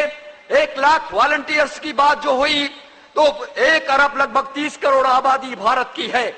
1 अरब 30 करोड़ लोगों में हम आप 1 लाख नवयुवक भाई बहन तैयार हो जाएं और उस महापुरुष के नेतृत्व में दिल्ली की तरफ कदम बढ़ा दें।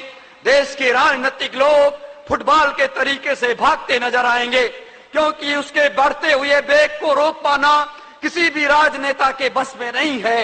आज जो कहते हैं लोग ये मिलिट्री, ये पुलिस, ये पीएससी, ये फला, मित्रों, हर व्यक्ति भारत का है, हर व्यक्ति भारत का है, हर व्यक्ति नेताजी सुभाष चंद्र बोस का है।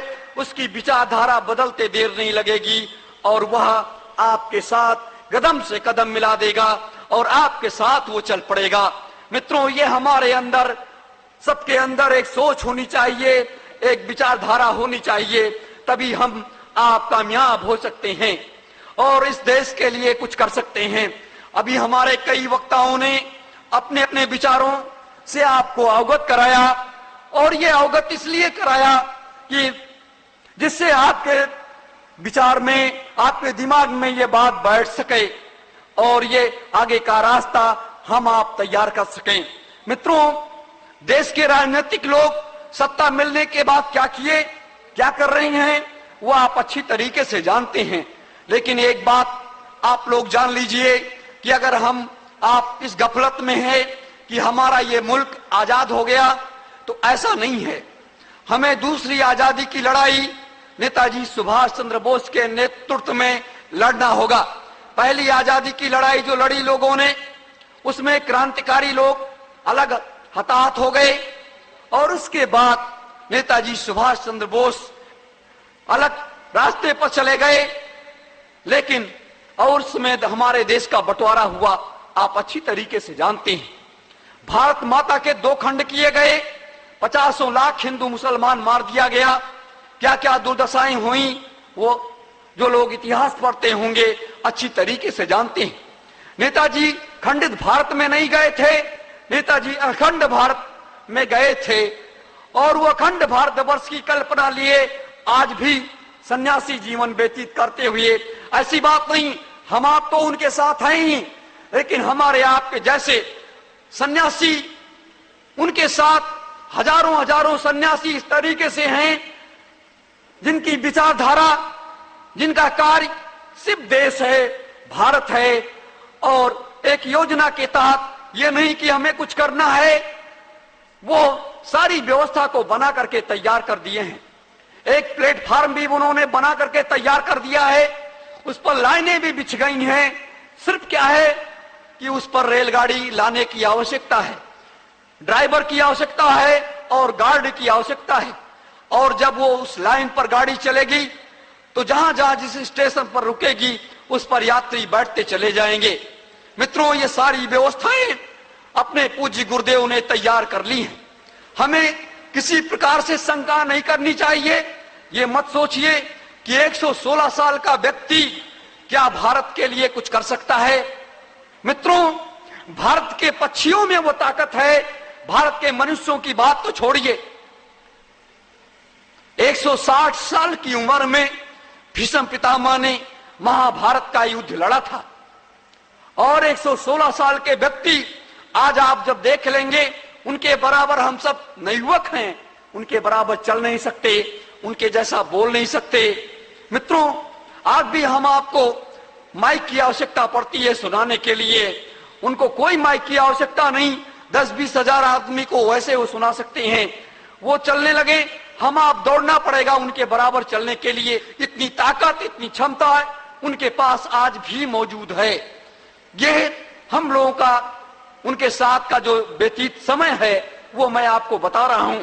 अभी गुरु पूर्णिमा में आए थे तो जिस मंच पर बैठे हुए थे, जब वो बोल रहे थे तो मंच हिल रहा था और इतनी आवाज तेज थी कि 2 किलोमीटर तक वो आवाज उनकी जा रही थी। मित्रों सोचिए, वो तो पूर्ण रूप से ब्रह्म है, पूर्ण रूप से ब्रह्म है। जिस भगवान को हम खोजते फिर रहे हैं वो तो साक्षात ब्रह्म है, कहीं हमें खोजने की कोई आवश्यकता नहीं है। लेकिन साथियों, ये सच्चे हमें निष्ठा, हमारे अंदर विश्वास होना चाहिए, एक अपार विश्वास होना चाहिए, तभी आप उस चीज को कर सकते हैं। मित्रों, हम आज आपके इस आसनसोल में आए, आप सबों ने जो प्यार दिया, जो स्नेह दिया, उसके लिए बहुत बहुत बधाई। आप सबों ने अपना कीमती समय हमारे वक्ताओं का, हमारा जो विचार सुना, उसके लिए आप सबों को बहुत बहुत बधाई। मित्रों, लेकिन हम ये चाहते हैं कि आपके पश्चिमी बंगाल में भी लाखों लाखों वॉलंटियर्स तैयार हों और एक दूसरी आजादी की लड़ाई नेताजी के नेतृत्व में शुरू की जा सके। मित्रों, पूरा देश ऐसी बात नहीं है, पूरा देश उठ करके खड़ा हो जाएगा। हमें सिर्फ लोगों को जगाने की आवश्यकता है। जैसे एक नारा हमने दिया कि नेताजी सुभाष चंद्र बोस लाओ, भारत वर्ष बचाओ। यहां पर मुर्दे की बात समाप्त हो गई कि नेताजी 45 में मर गए, फलासन में मर गए, हम पीछे नहीं जाना चाहते। नेताजी सुभाष चंद्र बोस की आवश्यकता आज भारत में क्यों है? क्योंकि हमारे सारे राजनेता भ्रष्ट हो चुके हैं, हमारे सारे राजनेता ब्रिटिश गवर्नमेंट के, अमेरिका गवर्नमेंट के एजेंट बन चुके हैं और देश की जनता के ऊपर शोषण कर रहे हैं। नेताजी सुभाष चंद्र बोस के खिलाफ में ये लोग कार्य कर रहे हैं। इसलिए आज नेताजी सुभाष चंद्र बोस की आवश्यकता इस देश को है। क्यों लोग, अब बात आती है, क्या नेताजी सुभाष चंद्र बोस और लोग नहीं बन सकते? हाँ, बन सकते हैं, ऐसी बात नहीं है, लेकिन उसकी विचारधारा, उनकी जज्बा, उन पर विश्वास आपके अंदर होना चाहिए, तब आप नेताजी सुभाष चंद्र बोस बन पाएंगे। मित्रों, एक व्यक्ति कितना ब्रिलियंट रहा, क्या क्या किया, उसको सब कुछ मालूम है। आज एक व्यक्ति को तैयार करने में समय लगेगा और समय भी नहीं है, समय भी नहीं है। ये परिवर्तन की बेला चल रही है, ये परिवर्तन की बेला चल रही है और ऐसे परिवर्तन के समय में हम आप थोड़ा सा मेहनत कर लेंगे, पूरा देश उठ करके आपके साथ खड़ा हो जाएगा। सिर्फ हमें लोगों को जगाने की आवश्यकता है। मित्रों, थोड़ा हम आजादी के उसमें ले चलेंगे आपको। 15 अगस्त 1947 को किसी प्रकार की हमें कोई आजादी नहीं मिली, हमें डोमिनियन स्टेट मिला। अगर आजादी हमें मिली होती तो हमारे देश का राष्ट्रगान होता, हमारे देश का झंडे का निशान होता, हमारे देश का संविधान होता। तीनों चीजें हमारे देश की नहीं है, ये पूर्ण रूप से सत्य है। राष्ट्रगान जन गण मन अधिनायक जय हे भारत भाग्य विधाता, जो अपने पूज्य गुरुदेव रविन्द्रनाथ टैगोर जी ने तैयार किया था, इसकी 4 अंतराएं हैं। ये स्वागत गान के रूप में 1911 में जब अपने देश में जॉर्ज पंचम आया था तो उसके स्वागत में ये गीत गाया गया था, जन गण मन अधिनायक जय हे भारत भाग्य विधाता, कि आप हमारे देश के भाग्य विधाता हो। सुबह उठते हैं तो हम आपका नाम लेकर के उठते हैं, सोते तो हैं तो हम आपका नाम लेकर के सोते हैं। इस तरीके से उसकी अलग वो है। मित्रों, तो ये क्या है? फिर आजादी की लड़ाई क्रांतिकारियों ने, नेताजी सुभाष चंद्र बोस ने भी चरखे से लड़ी, चरखे से आजादी की लड़ाई लड़ी, और उस झंडे में चरखा गायब कर दिया गया, वो चक्र ले आया गया। देश के आम नागरिक को यह बताया गया कि ये तो मैंने अशोक के स्तंभ से लिया। क्या हम उस पूरे अशोक का स्तंभ अगर झंडे में लगा देते तो हमारा झंडा फहरने से इनकार नहीं करता, हमारा झंडा फहरता, तिरंगा झंडा फहरता। लेकिन वो चक्र लगाया गया, 7 दिन तक इस पर बैठक चली। लॉर्ड माउंटबेटन मानने को तैयार नहीं हुआ। ब्रिटेन की महारानी विक्टोरिया के मुकुट में 24 तीलियों का बना हुआ चक्र वो हमारे झंडे में स्थापित कर दिया गया। ये दूसरी भूल हुई। संविधान की बात आती है, जिस संविधान के तहत हमारे देश की व्यवस्था संचालित होती है, हम ये व्यवस्था अंगीकार करते हैं, हम संविधान का बहुत सम्मान करते हैं, हम बाबा साहब का भी बहुत सम्मान करते हैं। लेकिन 312 सदस्यीय समिति में उसके अध्यक्ष डॉक्टर राजेंद्र प्रसाद जी थे, और 312 सदस्यीय समिति में कहीं भी बाबा साहब का नाम नहीं था। बाबा साहब प्रारूपण समिति के अध्यक्ष बनाए गए। इस बात को उन्होंने कहा 3 सितंबर 1953 को राज्यसभा में कानून मंत्री की हैसियत से कहा कि सभापति महोदय, मुझे दुख होता है जब लोग कहते हैं कि आपने संविधान का निर्माण किया, लेकिन संविधान की एक लाइन भी मैंने नहीं लिखी। मैं तो मात्र एज ए कलर के रूप में मैं काम कर रहा था। मित्रों और सभापति महोदय, यह देश अगर इस संविधान के तहत चलाया गया तो प्रजातंत्र टूट जाएगा, गरीब आदमियों को कोई न्याय नहीं मिलेगा, हमारे देश का अधिकारी कर्मचारी 100 रुपए में बिक जाएगा, और इस संविधान को जलाने की आवश्यकता पड़ी तो सबसे पहला व्यक्ति मैं होऊंगा कि इस संविधान में आग लगा दूंगा। ये बाबा साहब अंबेडकर के विचार हैं, मेरे नहीं, जो राज्यसभा में कानून मंत्री की हैसियत से कहा।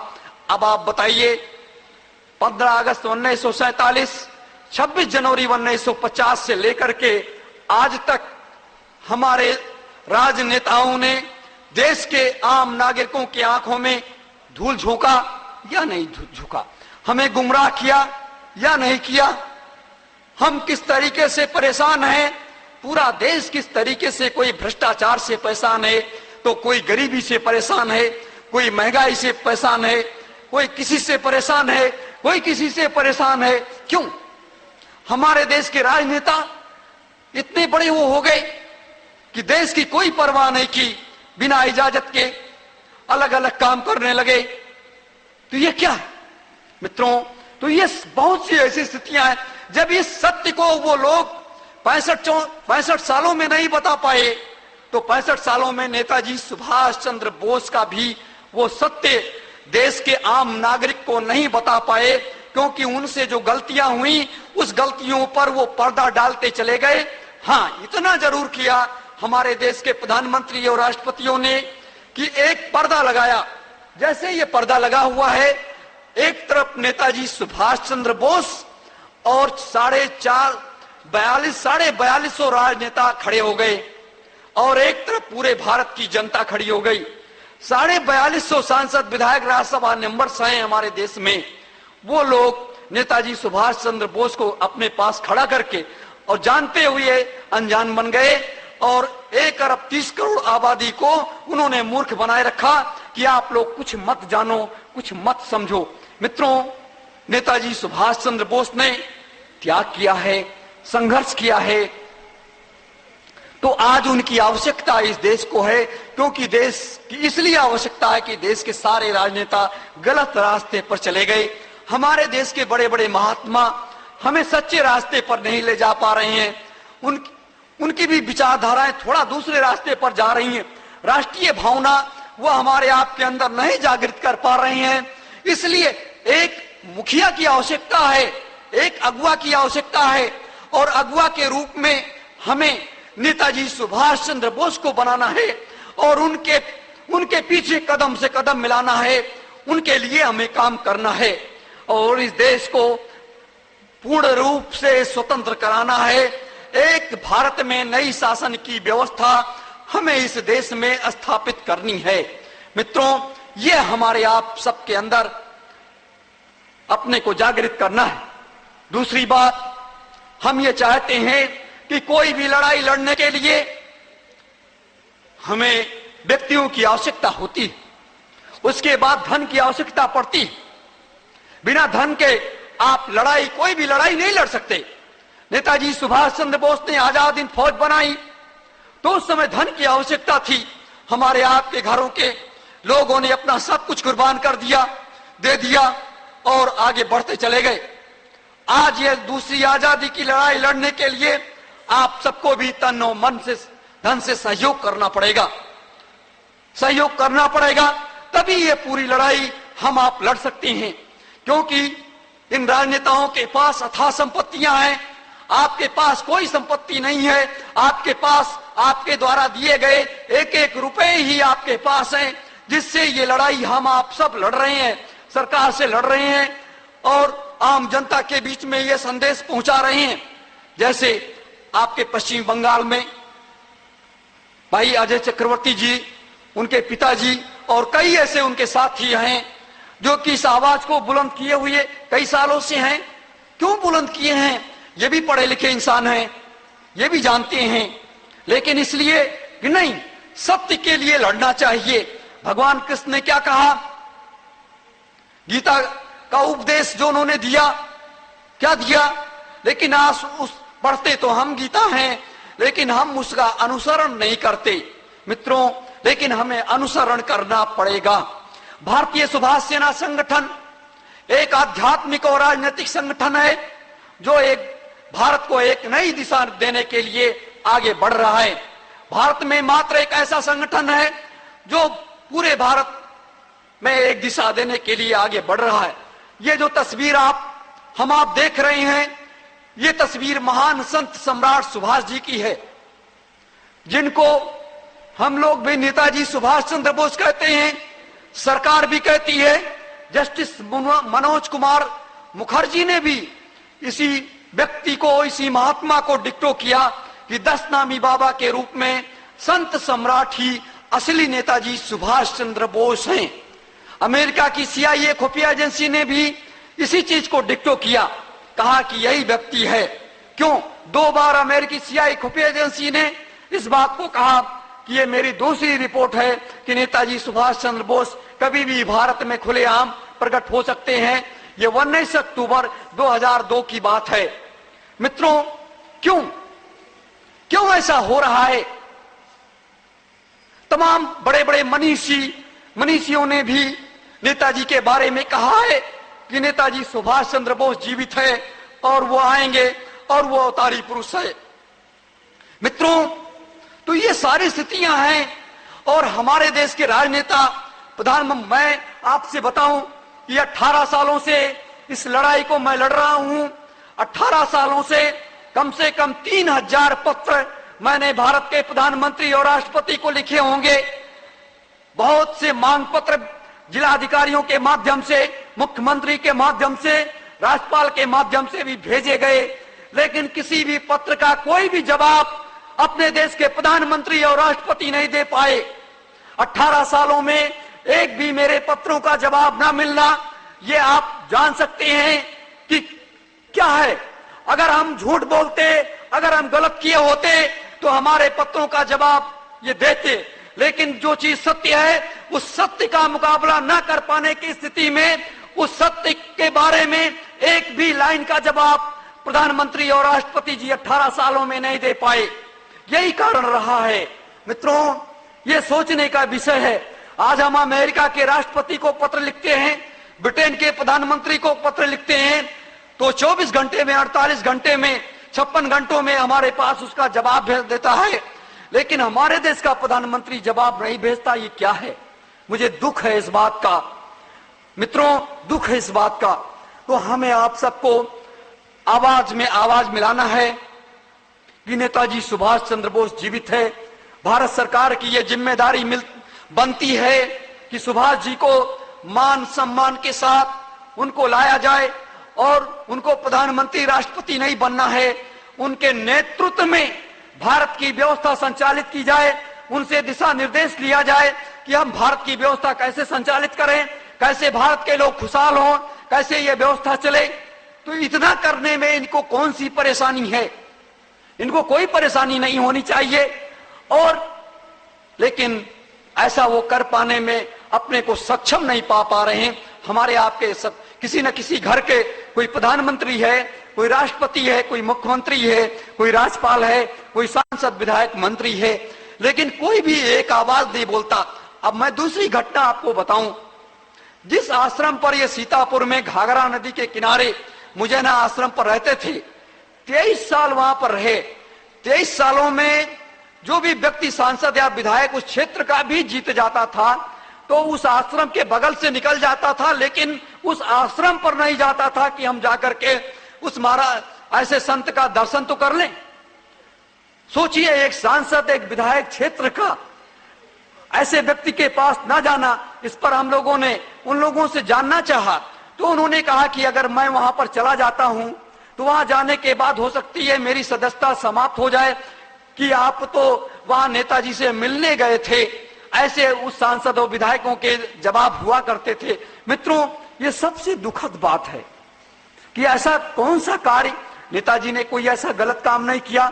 देश के लिए लड़ना, देश को बचाना, ये तो राष्ट्रभक्ति में आता है, लेकिन बदले में उनको मिला राष्ट्रद्रोही का तमगा। तो हम आप सब लोग भारतीय सुभाष सेना के सदस्य बन करके एक नई आजादी की लड़ाई के लिए इस आंदोलन में हम आप भागीदारी निभाएं, कदम से कदम मिलाएं और नेताजी सुभाष चंद्र बोस के लिए हम आप सब काम करें। मित्रों, हमारे कई वक्ताओं ने बहुत कुछ आपको बताया, थोड़ा सी मैंने भी जानकारी आपको दी है, लेकिन मेरा यह विश्वास है कि आप सबों के अंदर विचारधारा जरूर उफान मारेगी, जरूर अपने मन मस्तिष्क से आप विचार करेंगे और इस कार्य को करने में आप सक्षम होंगे। और ये जिम्मेदारियां आप सब भी उठाएंगे। एक व्यक्ति की जिम्मेदारी नहीं है, ये भारत के प्रत्येक नागरिक की जिम्मेदारी है। और प्रत्येक नागरिक की जब जिम्मेदारी है तो हर व्यक्ति अपनी अपनी जिम्मेदारियों का निर्वहन करेगा। मित्रों, इन्हीं शब्दों के साथ जय हिंद, जय सुभाष, जय Bharat. Those of you who are poor and obscure, I should like to see your poverty and obscurity devoted to the service of your motherland. Work that she might prosper, suffer that she might rejoice.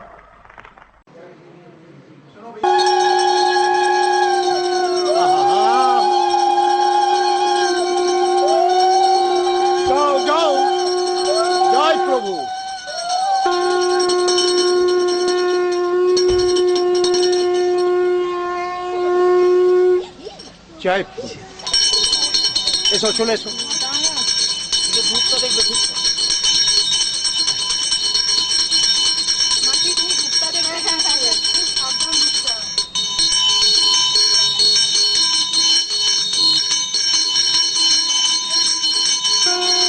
জয় প্রভু, জয় ঠাকুর, জয় হিন্দ।